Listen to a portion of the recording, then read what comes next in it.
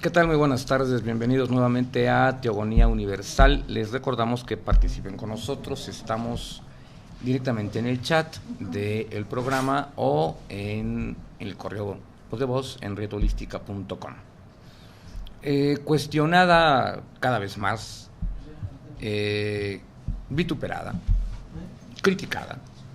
Sin embargo, también aceptado el hecho de que hasta el momento no existe nada mejor en el desarrollo del ser humano y de la sociedad. La familia sigue sufriendo cambios en el siglo XXI. Esto implica cambios en la forma de educación, de cultura, de valores y de tradiciones. Para platicarnos de este familiar tema, me acompaña como siempre el Padre Jesús María de Zunartea. Padre, gusto verlo de nuevo. Y bueno, Padre, desde el programa anterior comentábamos estas nuevas supuestas dinámicas de lo que es una familia, que ponen en cuestionamiento si el ser humano debe o no estar dentro de algo que por tradición siempre ha sido la familia nuclear. Es lo único que se ha sostenido durante 60 siglos de cultura humana o de existencia humana. La familia nuclear. Se han perdido los clanes, se han perdido muchas, pero no esta familia fundamental de padre, madre e hijo. ¿Por qué sigue siendo cuestionada? Y si es posible que en la realidad existan otras alternativas de familia. Bueno, pues depende de dónde lo miremos.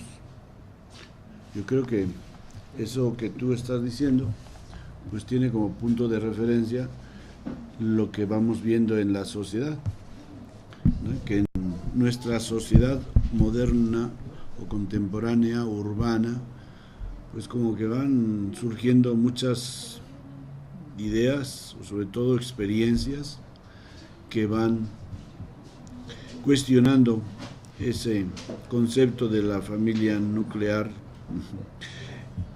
en torno a un matrimonio bien establecido y con unos hijos educados, con unos valores, etcétera, y que va siendo una tradición familiar, ¿verdad? Pero ahí está el punto. Yo creo que esto habría que preguntar a la gente, porque una cosa es lo que vemos y otra es lo que la gente realmente hace porque lo quiere hacer. Es decir, es el deseo.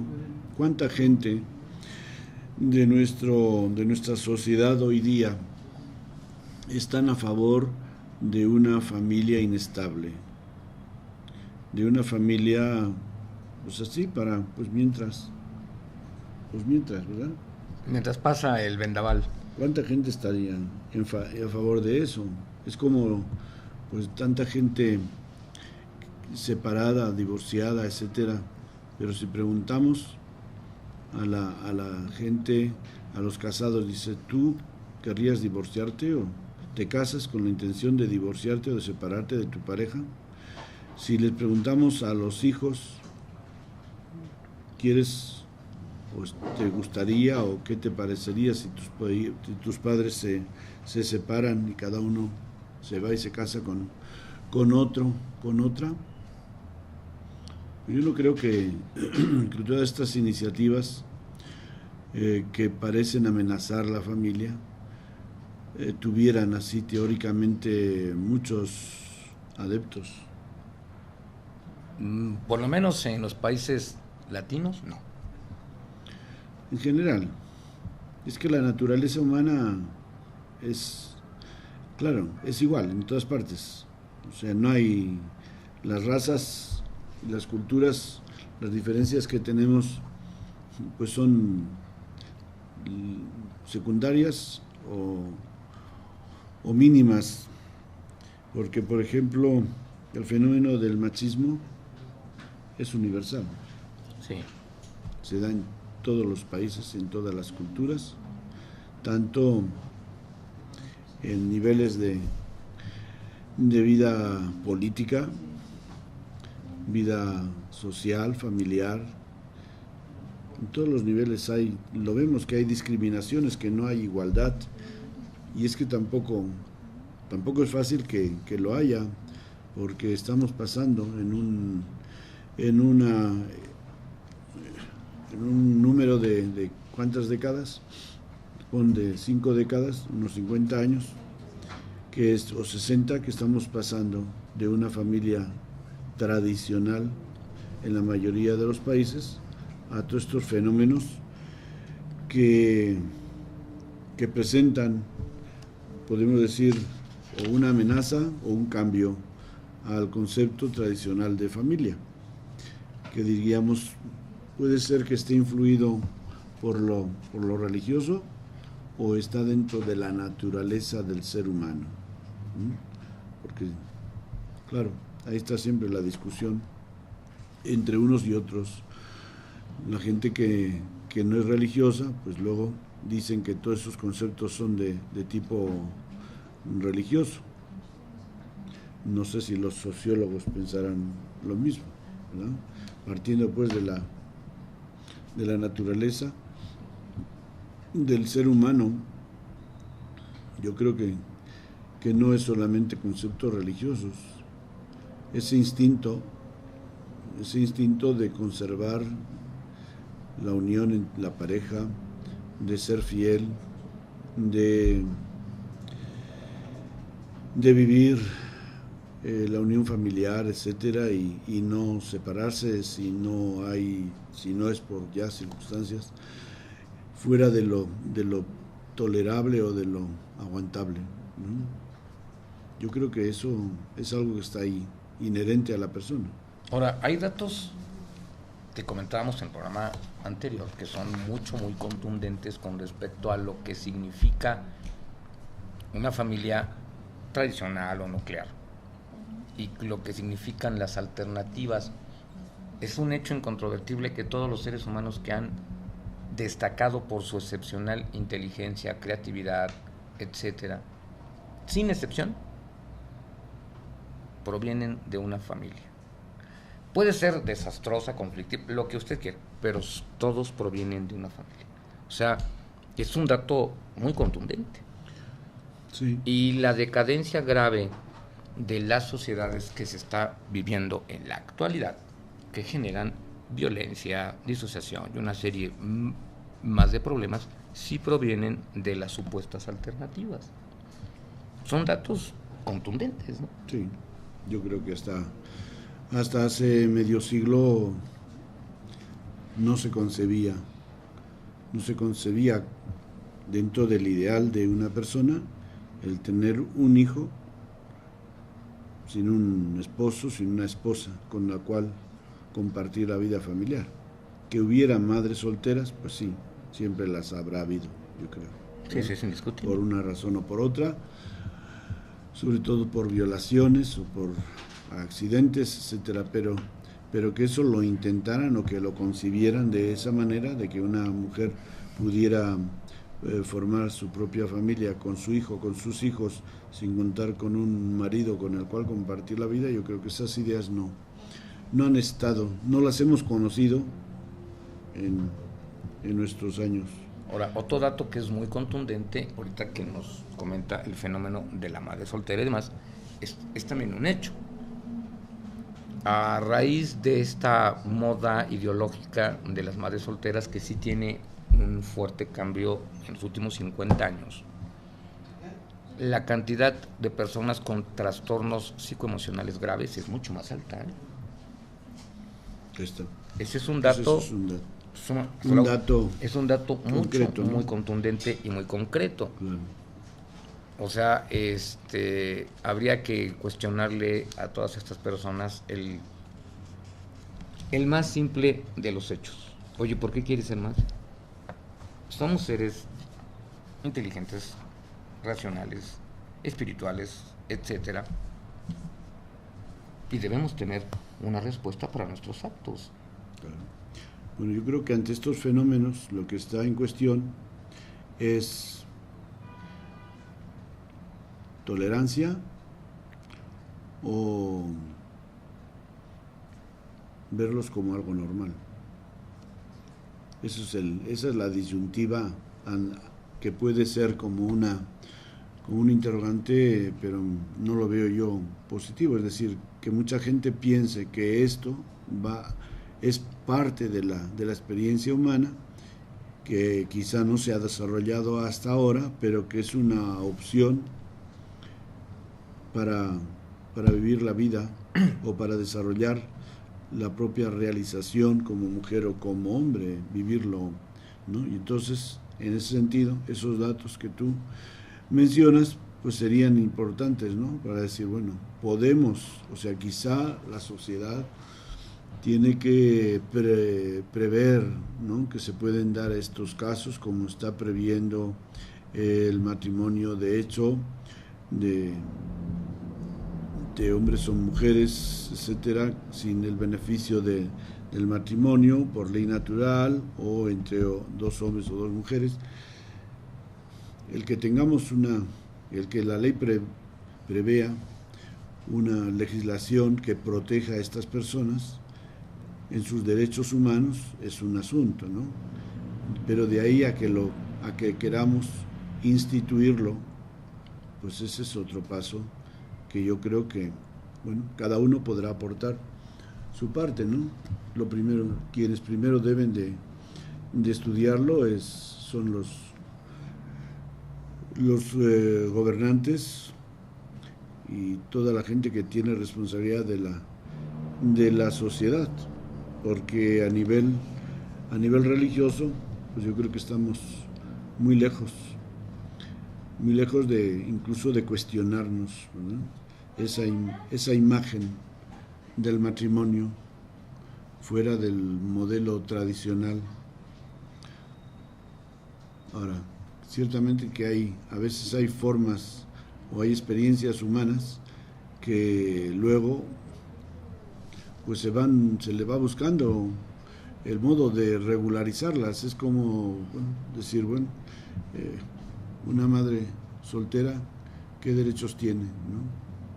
Es decir, no es lo normal, pero si se da el caso, entonces obviamente que tanto la sociedad como la Iglesia se tienen que cuestionar cómo tratamos a estas personas, ¿verdad? Y habrá que desarrollar una legislación, pero una legislación que viene a reconocer un derecho de una persona ya porque se ha dado esa situación, lo cual nos lleva a que dicen, pues vamos a instituir, ¿no?, a tener familia es esto y esto y esto y esto y esto. Pues eso es una cosa muy seria, ¿no? Entonces la sociedad como tal se la dé. Yo creo que ni siquiera los legisladores de un país pueden decidir sobre esas cosas, sino que tiene que ser la mayoría de la sociedad que se autoanalice su experiencia para empezar, porque eso de valores, pues sí, ciertamente que hay unos valores fundamentales, humanos y religiosos, pero todos esos valores tienen que ser también confrontados con la experiencia y ver de qué manera esos valores enriquecen la experiencia o la experiencia puede cuestionar algunos matices de esos valores, ¿no? Ahora, ahorita que menciona usted valores, entonces viene la pregunta obvia. En esta crisis de la familia, en estos cambios que en las sociedades urbanas está sufriendo la familia, ¿qué tanto el origen de todo esto? Sí, desde luego es la presión económica, social y los cambios, pero también qué tanto es la carencia educativa de valores. Claro, eso ciertamente que va de la mano, porque los valores que hemos recibido en nuestra familia no eran compatibles con todas estas formas, ¿no?, de una familia o de un estilo de familia arbitraria donde yo hago mi familia a mi gusto o según se me antoje, ¿no? Yo quiero tener mi familia solamente con mis niños o con mis hijos y yo no quiero maridos, etcétera. Bueno, pues ¿Eso es un capricho? En un Pues, porcentaje yo muy creo elevado, sí. Yo creo que eso dentro del derecho en general, humano y religioso, no se ha visto ni siquiera como posible. ¿No? No se ha visto, no sea, en el momento en que no ha habido una legislación que haya previsto eso, quiere decir que no se ha visto posible. Entonces el hecho de que se está dando, pues ciertamente que es muy cuestionable, por decir qué hemos de hacer ante esos fenómenos. Ciertamente que esas personas han tenido un problema de valores y que la solución es el ser permisivo o dar una educación más fuerte en valores humanos y en valores religiosos según los intereses de cada uno.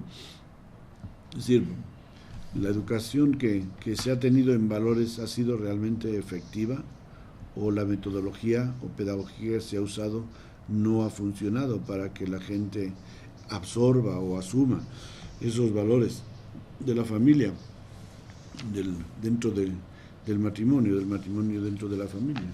Ahora, hablando de valores, pero sobre todo de cuestionar a personas conscientes sobre esta situación.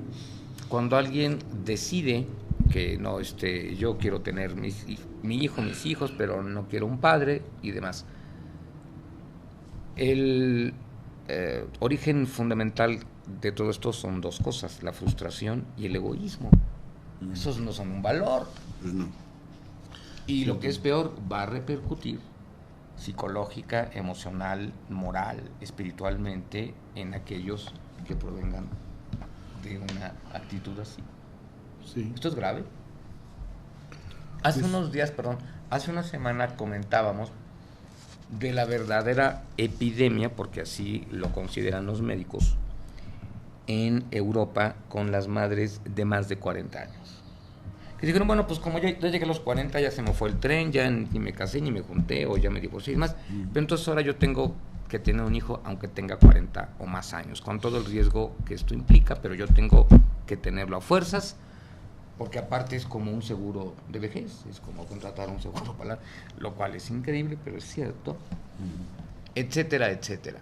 O sea, ya ahí estamos arrancando, bueno, pues simplemente en un hecho de falta de responsabilidad, como embarazarse a los 40 años. En segundo lugar, oye, pues cómo con esos objetivos, ¿no? Pues mejor cómprate un seguro de pensión o algo por el estilo, pero no le fastidies la existencia a otro. Esto es muy grave. Pues sí, bueno, pues aquí el asunto es a quién le toca poner el cascabel al gato. A los que sean... Qué buena pregunta. Entonces, a los que sean conscientes, ¿no? Quiere decir que nos toca no bajar la guardia sobre la educación en valores. Y eso, pues, la familia, ya ves que los políticos, teóricamente, al menos lo tienen claro, de que la familia es la base de la sociedad. Lo dicen, lo repiten. Y en todos los regímenes. ¿Sí? Entonces, ahora ¿somos coherentes con ese principio? No mucho. La sociedad, los gobiernos, las secretarías de educación y demás agencias que tienen que ver con las familias, ¿tienen presente eso para dar una educación realmente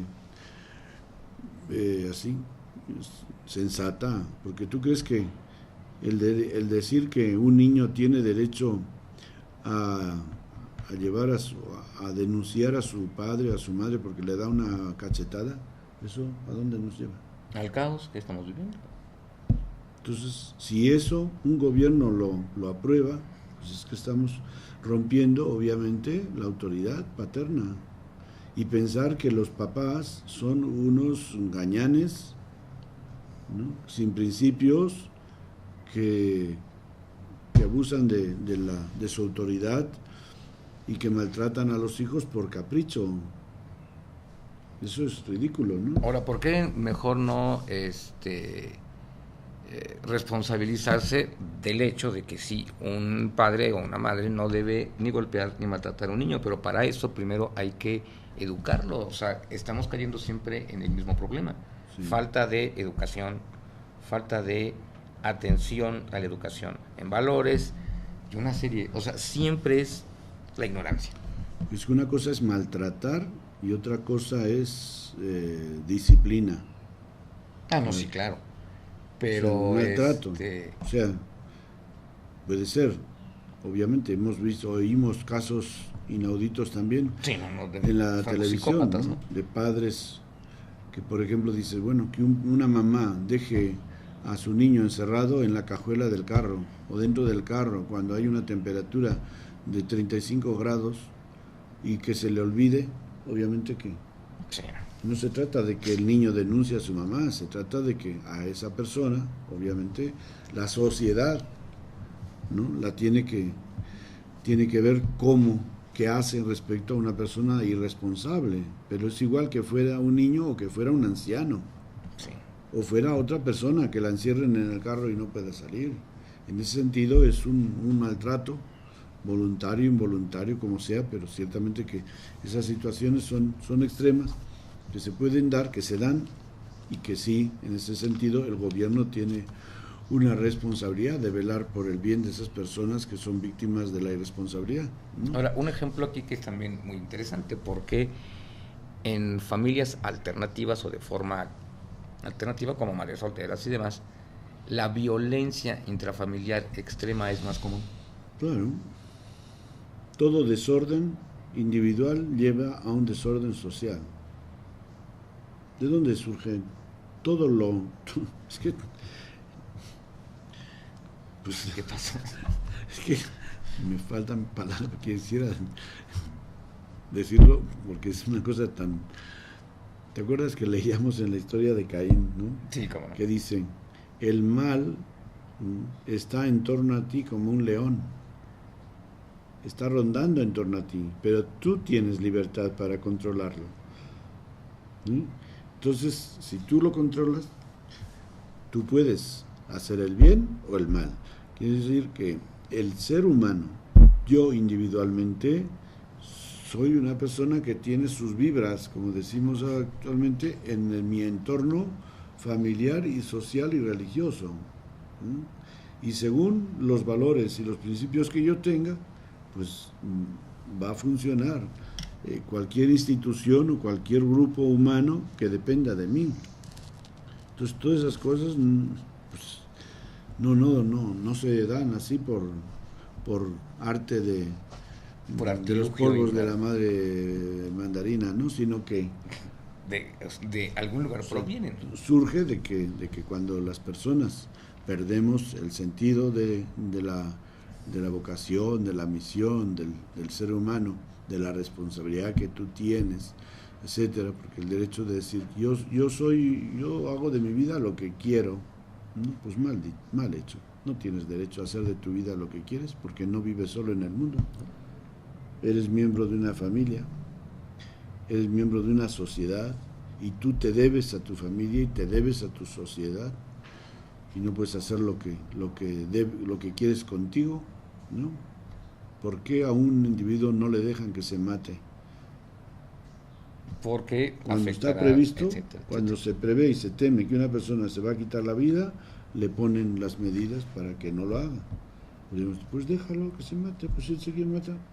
Entonces la sociedad siente la responsabilidad sobre ese individuo, ¿no? Y cuando se sube a la Torre Latinoamericana o al Ángel de la Independencia y se quiere tirar de cabeza, pues enseguida acuden los bomberos, ¿no? Pues también podemos decir, bueno, pues si tú eres dueño de tu vida, pues haz lo que te dé la gana, ¿verdad? Pues no, la sociedad siente, la sociedad tiene esa conciencia de que esa persona no puede hacer de su vida arbitrariamente lo que quiera, es decir, no puede malograr su vida o malversar su vida por X razón, sea un problema, sea un capricho. Entonces, si la sociedad tiene esa idea clara, la debe de tener el individuo también, de que mi vida es parte de una comunidad humana y que mi vida yo la debo de vivir también en sintonía con esa comunidad, porque esa comunidad me necesita y soy parte de ella. Ahora, en una sociedad que cada vez vive restricciones físicas más severas, la única forma de conservar la cohesión de la sociedad, la paz y las posibilidades de desarrollo es a través de la familia. Es un hecho. Ahí sí no hay vuelta de hoja. ¿Cómo, o sea, quién le pone cascabel al gato sobre cómo concientizar a una sociedad de esta situación que es de lo más sencillo, pero que es real? Bueno, es que si la sociedad pierde la pauta sobre sus valores fundamentales, ¿quién?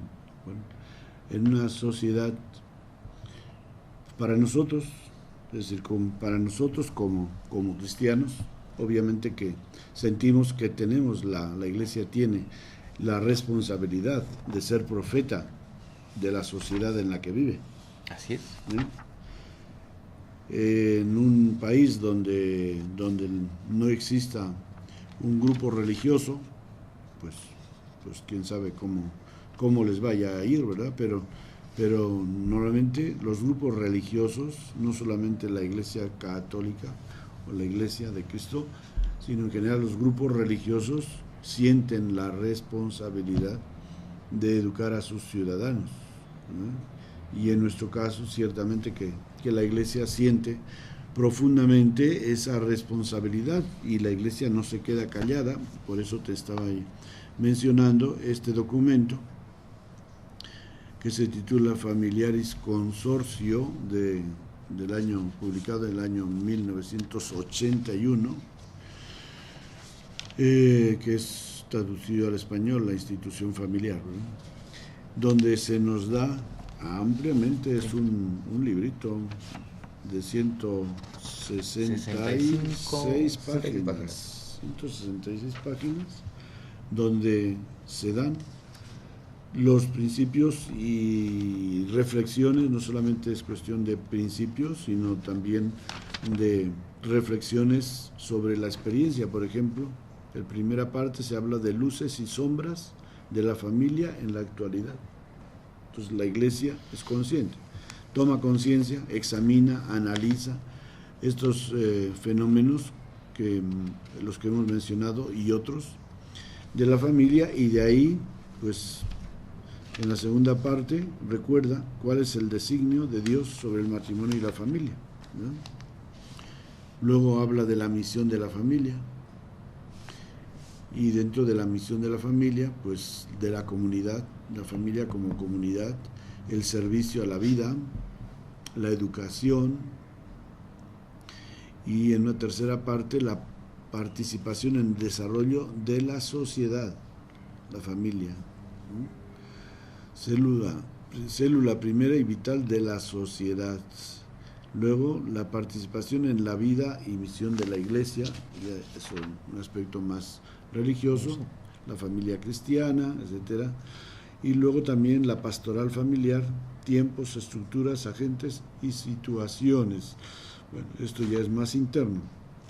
Pero en el capítulo último también, o en la parte última del capítulo, de la cuarta parte, se habla de algunos casos de estos que tú no has mencionado, pero que estarían teóricamente dentro de lo que llevas detrás de la oreja, de mencionar todas estas situaciones anómalas, ¿no?, de la familia, como son matrimonio a prueba.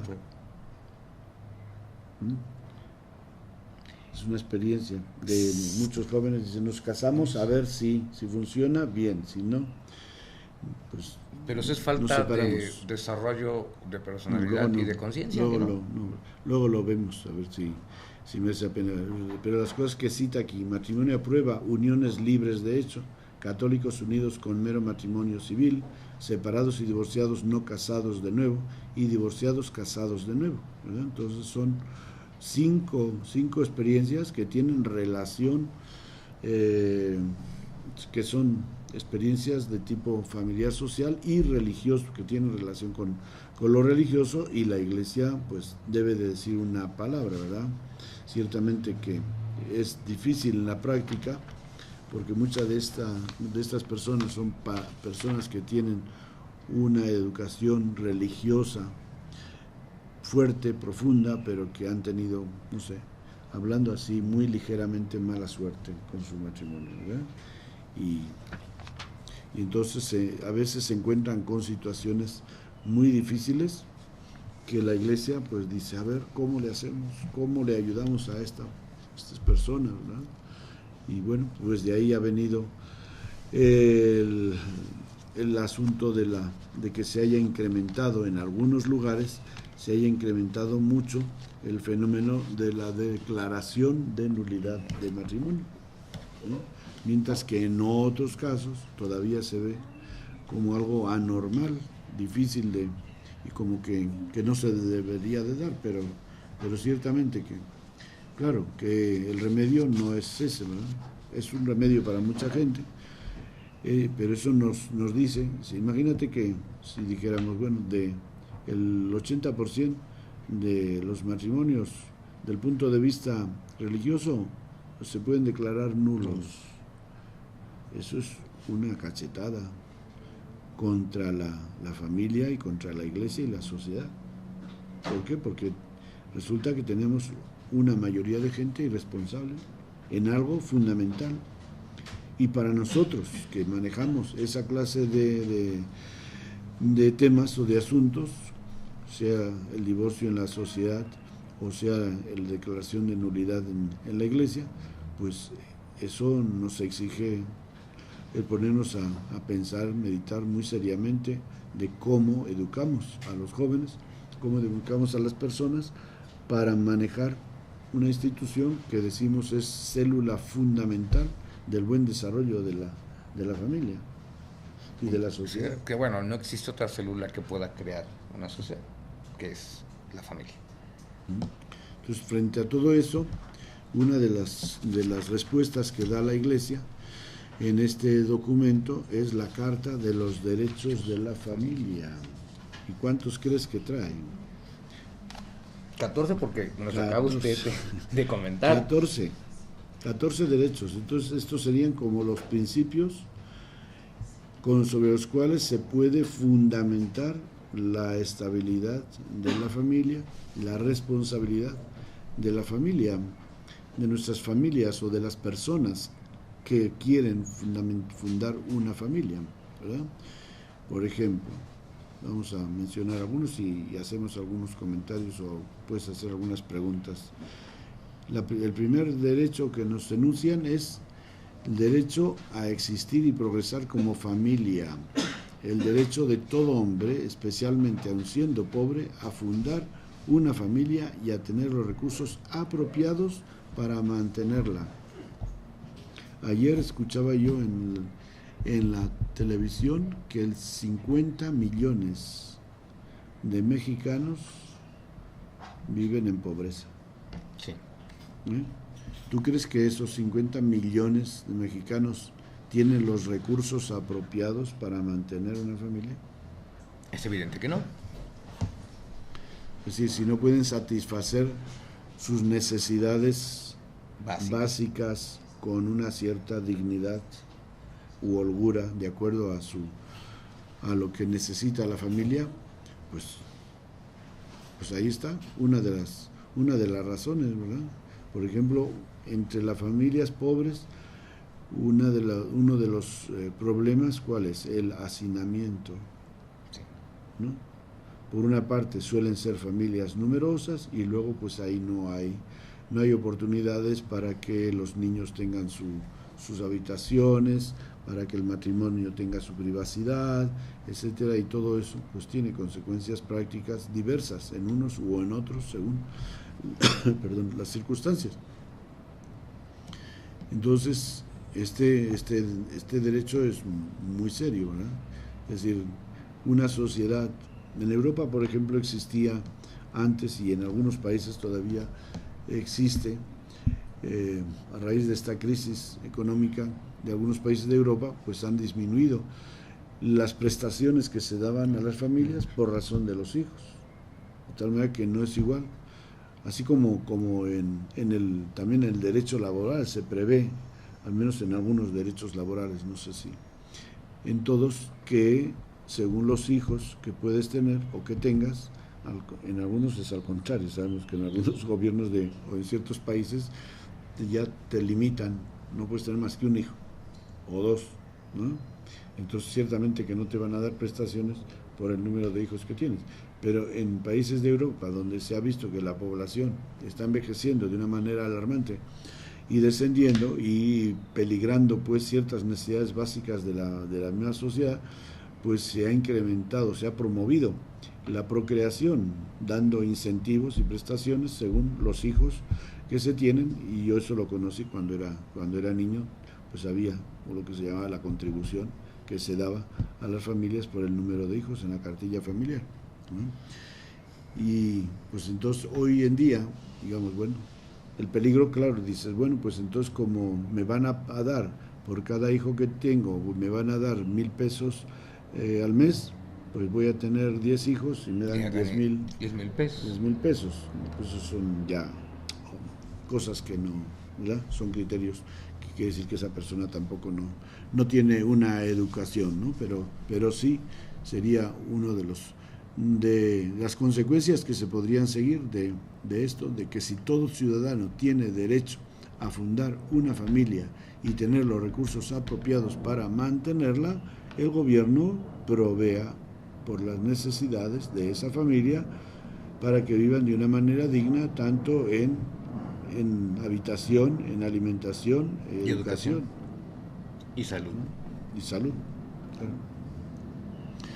Segundo derecho, a ejercer su responsabilidad en el campo de la transmisión de la vida y a educar a los hijos.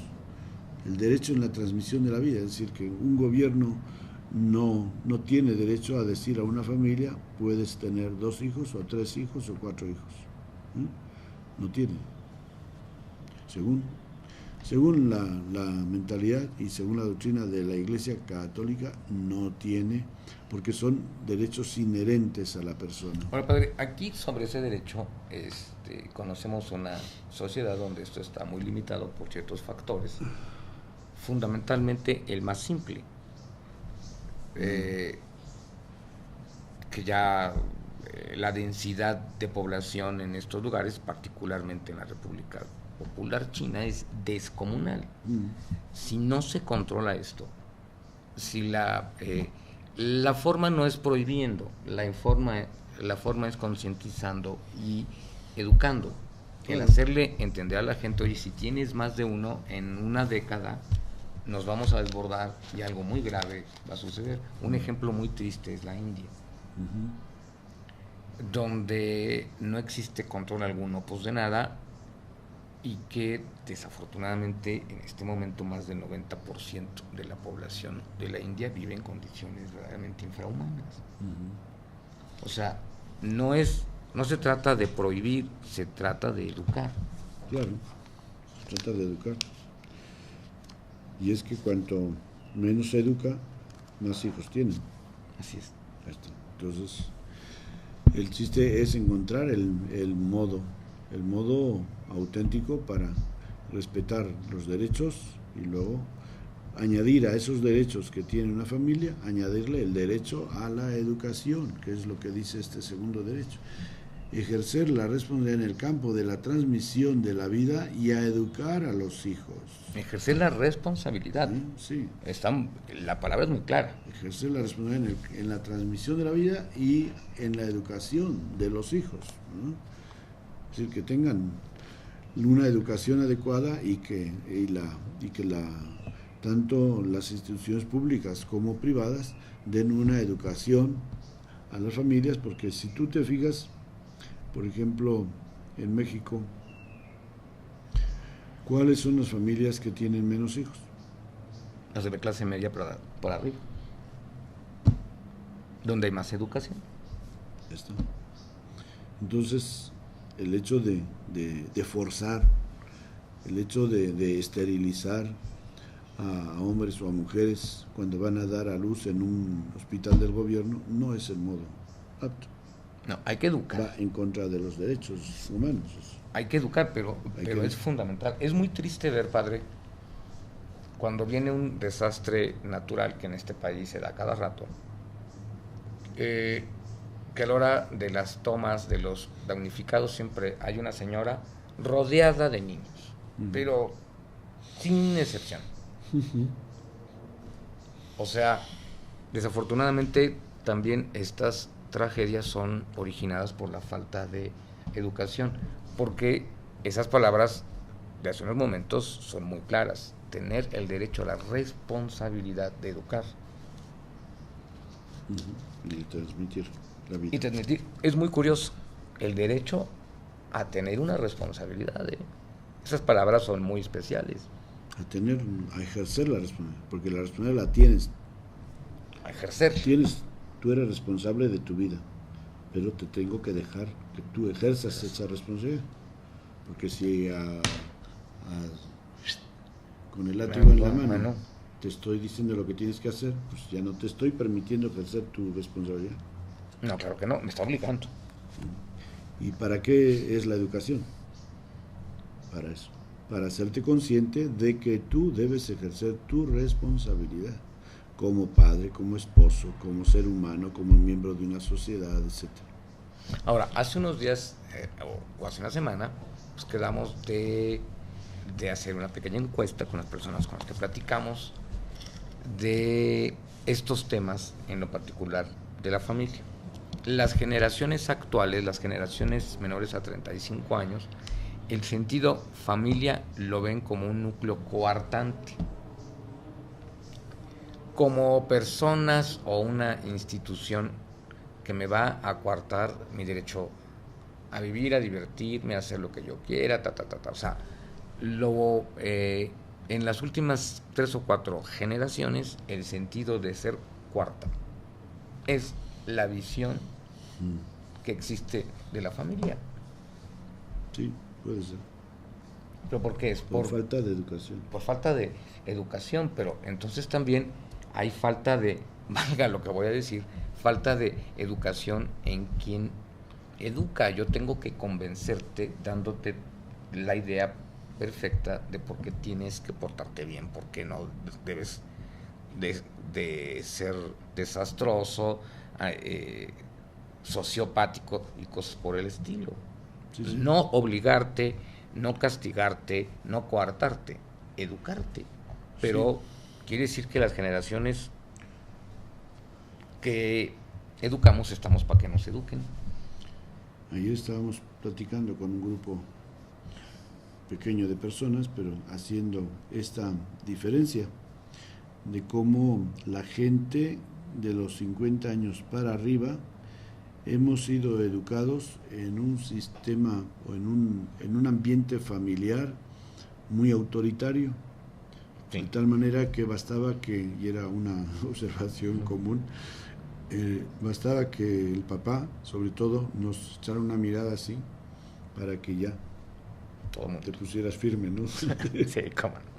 Bueno, estos que han sido educados así, ahora no han pasado a las generaciones jóvenes esta educación.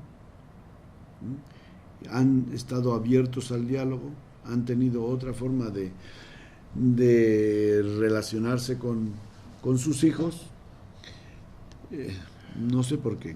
La verdad que el por qué así es difícil. Si les preguntas, sí, yo lo he preguntado alguna vez, te dicen, pues es que no me convence el modo como nos educaron a nosotros, ¿no? Pero dices, bueno, ¿y por qué a partir de ahora se dan cuenta y dicen, no quiero educar a mis hijos como me educaron a mí en ese sistema restrictivo de disciplina o de castigos? ¿Por qué no pensaron antes eso? ¿Por qué solamente a partir de estos últimos 50 años ha habido ese cambio tan fuerte en el modo de educar a los hijos o querer educar a los hijos, ¿no? Porque estas personas ahora los educan con una oportunidad de dialogar, de que los hijos elijan la carrera, etcétera, de darles tantas oportunidades para el ocio, por ejemplo, no nomás a trabajar y trabajar, como eran los niños, sobre todo claro, que había situaciones económicas y sociales que a veces también nos hacían que las circunstancias fueran diferentes, ¿verdad? Y teníamos que arrimar el hombro todos desde niños, sobre todo en los ambientes rurales. Bueno, y ahora resulta que los hijos de esta segunda generación pues están creciendo en un ambiente totalmente distinto, en un mundo digital en el cual pues ya un niño de 10 años, de 12 años, trata a su papá de ignorante. Así es. O sea, ya no es una educación más o menos así abierta, con oportunidad de que los niños opinen, etcétera, y elijan y tengan sus opciones, sino que ya se está dando como esa sensación de que los niños ya entrando en la adolescencia se rebelan contra los papás y los tratan de ineptos, de ignorantes. Eso también es falta etcétera. de educación, porque la educación, ya en una familia donde se ha llegado a la adolescencia o a la juventud, entonces se debe volver de doble vía. O sea, todos los que ya están ahí, pues todos deben de aportar, no desafiar. Yo no voy a desafiar a un mayor diciéndoles que yo ya, como soy de la época digital, tú eres un ignorante. Mejor pues te enseño el mundo digital. Eso sería lo óptimo. Sí. Es más, eso es educación. ¿Por qué esos niños están llegando a pensar de esa manera o a actuar de esa manera? O sea, ¿es algo que lo traen o es algo que no lo han recibido, no han sido educados adecuadamente por sus padres? Estos papás en torno a los 30 años, ¿no?, que tenemos ahora, no son capaces, no saben cómo educar a los hijos. Es que es muy diferente, es que es lógico, padre. O sea, cuando yo tengo un niño y le digo, tú haces esto porque yo lo digo y porque yo lo sé, y porque tú eres un escuincle ignorante, obviamente cuando él rebase esto, me va a hacer lo mismo. Si cuando es un niño yo le explico dentro de las condiciones de lo que es un niño, por supuesto tengo que adaptarme al niño, le iré inculcando el sentido de expresar, pero también de enseñar y de compartir. Eso es una falla educativa muy fuerte. Obvio, voy a crear un monstruo que me va a desafiar gracias al mundo electrónico. Sí, pero así más o menos así nos educaron a nosotros y no tuvimos esas reacciones violentas. A lo mejor porque no había porque no había dos cosas, una subcultura impresionante que nos atacan los medios, claro, pero impresionante. Parece increíble, pero en los medios uno puede ver otro mundo. Sí, es otro mundo. Desafortunadamente en la caja hay otras 50,000 programas donde todo hay un culto a la juventud descomunal, y bueno, cuidado cuando usted llega a los 40 porque ya estamos para el desecho, ¿no? Uh-huh. Sí. Eso es una subcultura que está generándose desde la década de los 60. Llegar a los 40 ya nos apestamos. Uh-huh. Eso es subcultura. Y eso sí es el resultado de los medios. Y también por eso nos ven así como pobre viejito. Pero claro, los medios son instrumentos. Desafortunadamente, los instrumentos están mal empleados. Esos instrumentos que son mal empleados son fruto de unas personas que tienen principios estropeados. Si es que tienen principios, ¿sí? Pero sí vamos a... O sea, los medios, que tienen principios. Decir los medios, pues sí es muy fácil decir, pero es que los medios no son, no son entes robots, solos, no sé. no son robots, Alguien los genera. los generan. Y los genera ¿quién? La sociedad. La sociedad en la que estamos viviendo. Genera unos medios y otros. Genera medios o genera programas totalmente banales y con principios deshumanizantes, quizá, pero también tiene otros programas de formación, muchísimos programas de formación humana y de formación religiosa. ¿Cómo usamos todos esos medios?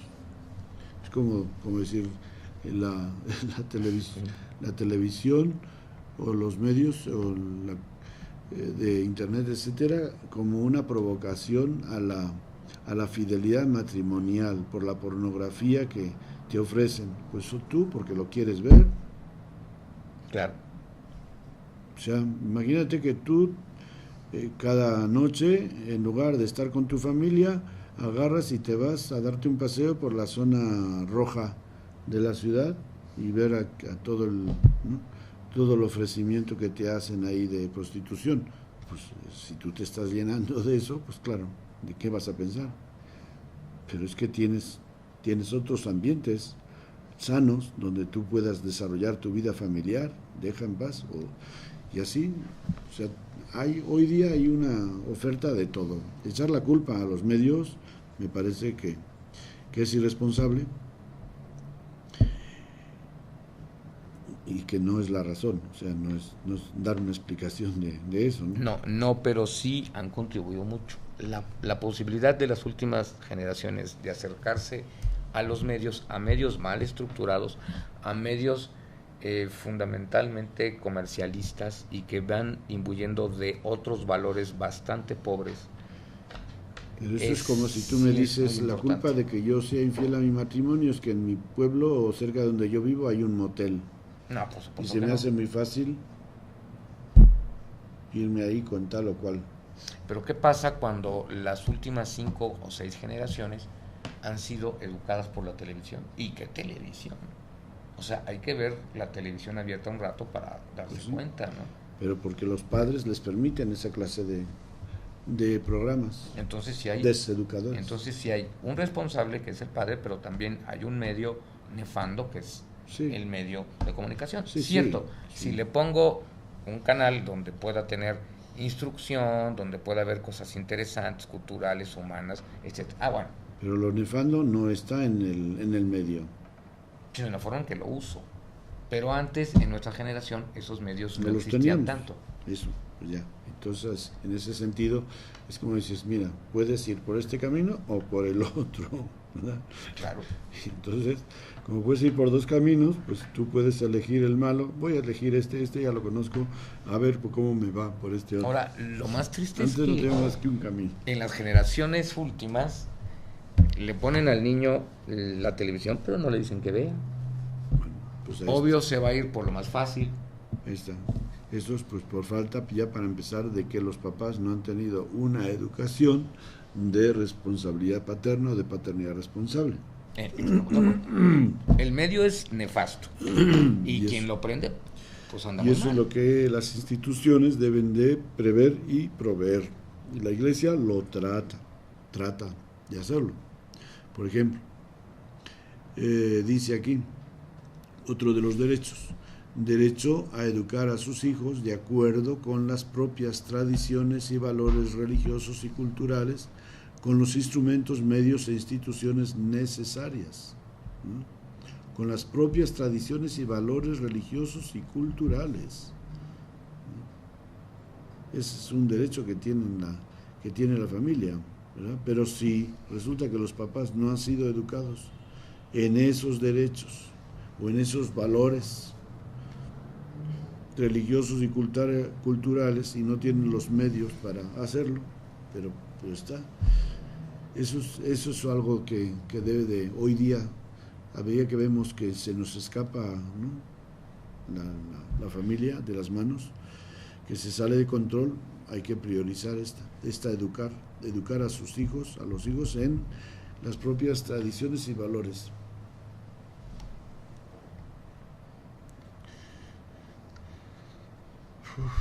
¿Cuánto? ¿Cuánto? Ahora, padre, volviendo un poquito con el tema anterior. Sí, la familia puede tener todos estos errores gravísimos de ir creando fallas educativas, fallas culturales, fallas de actitud, etcétera. Pero sí, la familia sigue siendo, por lo menos desde que el hombre es hombre, hace más de 60 siglos, el único medio en el cual puede desarrollarse en todas las formas: emocional, sentimental, mental, psicológica, espiritual y moralmente. No existe otro medio. ¿Por qué cuestionarlo? ¿Por qué confrontarlo en lugar de ayudarlo uno? Y sí, bueno, las familias tienen que ir, o el sentido de la familia tiene que ir evolucionando con el tiempo. O sea, no es algo estático, pues es humano. Pero evolucionar, no atacarlo y echarlo a perder. Sí, bueno, esa palabra de evolucionar. Cambiar. Es difícil de valorarla, ¿no? ¿En qué medida tiene que evolucionar la familia con el tiempo? O más bien sería adaptarse al tiempo. Porque los derechos fundamentales se han tenido, quizá algunos no se han cultivado tanto. Ciertamente que hay una diferente forma de apreciar los valores, ¿no? Por ejemplo, el valor de la autoridad, ¿no? O el valor de la autorrealización, o del diálogo familiar, pues se valoran de distinta manera de una generación a otra, ¿no? Pero tienen su lugar. Es decir, que dices, bueno, la autoridad, ahora, vamos a ver, en lugar de este librito, por ejemplo, El matrimonio cristiano, de un autor muy conocido por mí, que es usted. En este librito existe el decálogo de la vida familiar cristiana, ¿no? Decálogo, es decir, por ponerlo así de una manera un poco llamativa, ¿no? Y, por ejemplo, uno de los puntos que se recomiendan en este decálogo, que se supone que es como unos 10 puntos sobre el buen funcionamiento de la vida familiar, pues el último, el consejo de familia. El consejo de familia.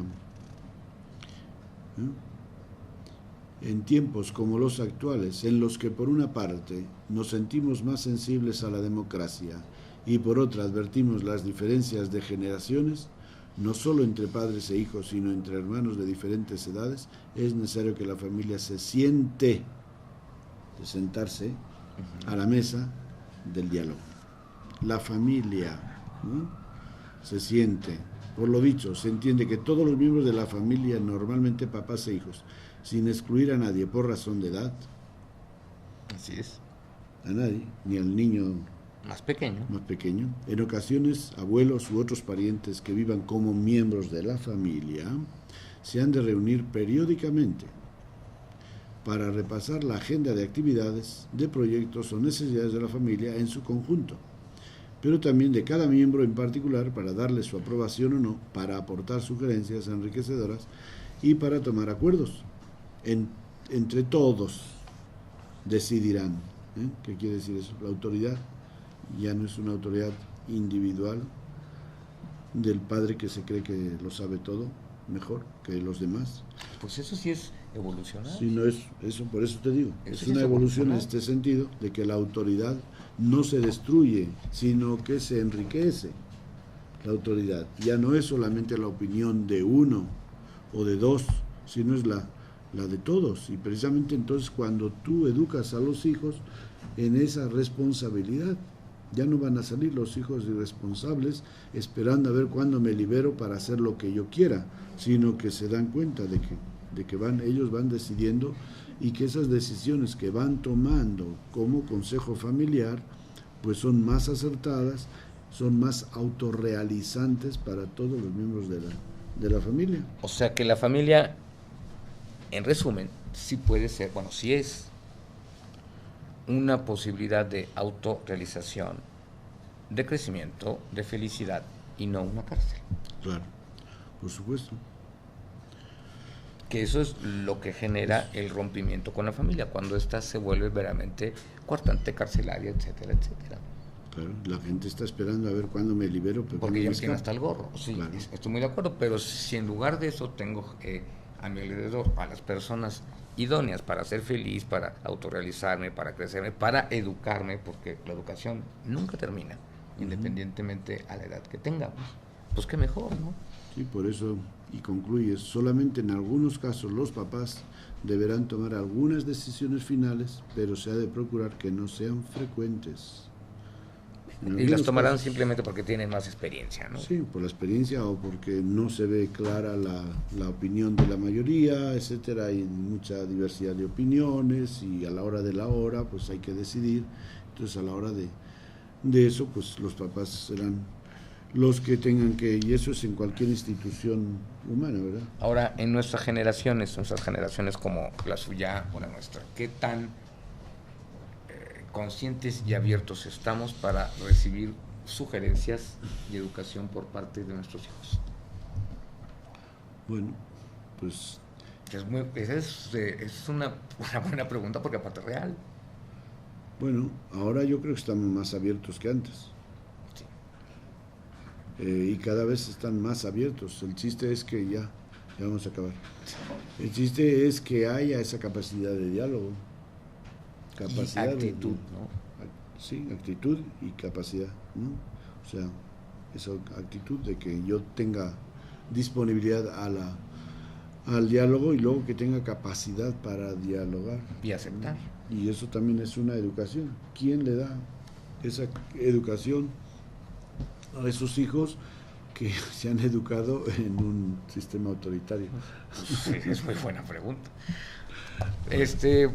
Bueno, pues debido a que Arantxa ya nos dice que le pongamos la funda al fonógrafo padre, nos vemos en una semana. Muchas gracias. Muchas gracias a todos por estar con nosotros. Pásenla bien.